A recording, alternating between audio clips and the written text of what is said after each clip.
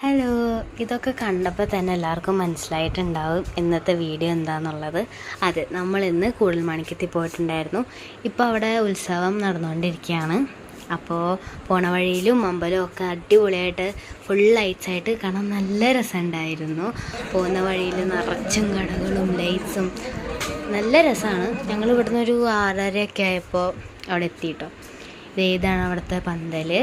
ഞങ്ങൾ 6:30-ക്ക് പോയിട്ട് പിന്നെ തിരിച്ചൊക്കെ വന്നപ്പോൾ 9 മണികളായി.